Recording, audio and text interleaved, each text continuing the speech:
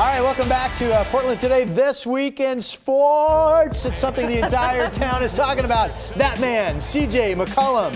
He does the big 5-0 through the net last night. Unreal. I know, it is unreal. Our own Orlando Sanchez joining us. And this is a milestone that's only been done a handful of times in Blazer history, right? Yeah, it was a special night at the Moda Center.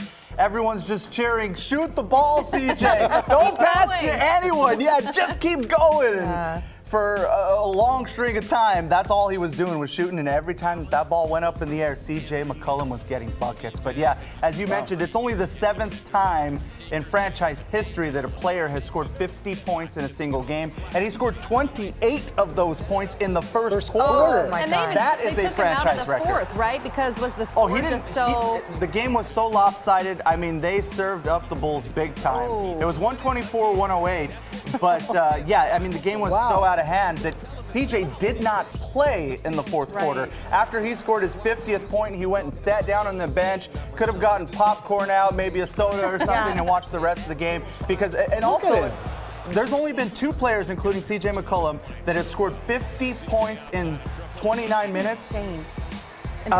Since the shot clock era began, so this is decades on decades of basketball. Really? So it was a special night. And even I if you think he don't... was showing off for somebody. I think so. I was gonna say, even if you don't like the sport part of it, you have to. You're so endeared by the what is it? His aunt who was It was there? his great aunt, 92-year-old great aunt. And so he was asked, what was the most memorable part of this game? Scoring 50 points, a career high for you. And he said, well, it was my great aunt who was here in Portland for the very first time to watch him play in person.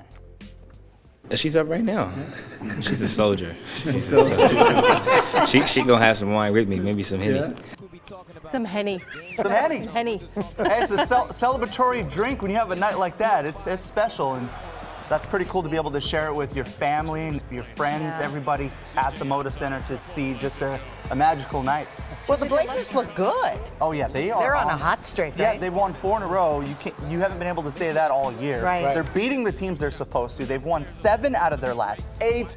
This team is rolling. Hey, they didn't lose a game in all of January at the Moda Center, so home cooking is working in their favor. What's changing? Because it seems like up until this point, we were 500, just above. So what's changing? Well, it's a combination of just things clicking, and they're all on the same page. They're getting healthy, but they also played a lot of weak teams, a lot of teams that were missing star players, and they beat the teams they were supposed to, which is a step in the right direction for this team, because there were games and teams that they were losing that had people scratching their heads like, wait, they lost to who last night? One of the worst teams in the league? Yeah. But now they're winning these games. So that, I think, is the silver lining in all this. But they'll get a true test this week. They go on the road for their next 3 games. They'll play some of the best teams in the East, like Toronto and Boston. We'll have a better idea of where this team is, And big picture. tomorrow is Toronto. I mean, what do you foresee at the next 3 games? Ooh.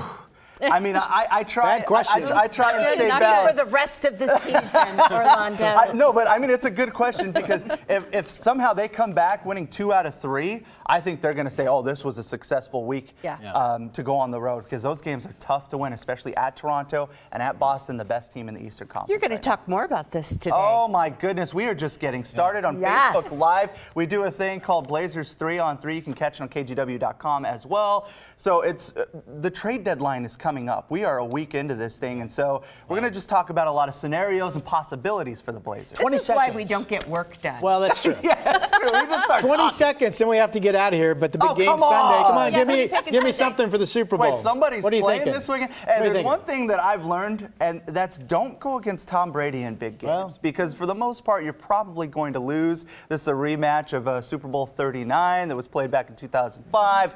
Eagles and Patriots. If I got to pick, I'm going to go with the Patriots based on the Tom Brady effect.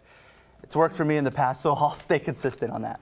Can't argue with that. The man has spoken. Unfortunately. Orlando, thank you so much. You know, youth hockey is a sport that's becoming really popular in Portland. Hundreds of kids are playing in organized leagues. In fact, 2 teams of girls just got back from a tournament in California. Yeah, Art Edwards caught up with them. He talked about their skills and really about how much fun they have. It's just really fun to be out on the ice and skate around. It's a lot more than just skating around on the ice for the girls from the Junior Winterhawks and the Rose City Hockey Club. They practice hard, learning the skills that will help them excel at the game. Earlier this month, players from the Junior Winterhawks and Rose City combined to form under 12 and under 14 travel teams. They went to San Jose for the 2018 MLK tournament.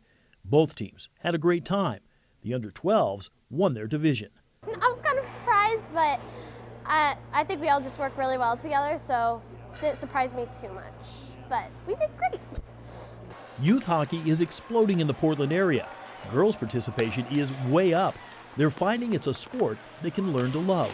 I like the community is really fun, and then the skating is just and it's the hardest, most complicated sport I've ever played, and it's fun, really fun. I mostly like skating, because skating for me is just amazing. But I also like hanging out with my team, and I like that it's a team sport. There is women's hockey in the Olympics. Team USA won the silver in Sochi. For 10-year-old Peyton Miller, playing in the Olympics would be the ultimate goal. I really want to be one of those people when I grow up. For the coaches, it's about the girls understanding that there are a lot of opportunities available to them. We have this group of girls coming up, and we're really trying to build pathways so that they can accomplish whatever goals they have, if it's just being active or if it's playing at the highest level possible. Art Edwards, KGW News. So the Junior Winterhawks have a big event coming up next week. They're going to host their first ever Jamboree. We're talking about teams from Washington and Canada right here That to looks play. fun. That's If only I awesome. could skate.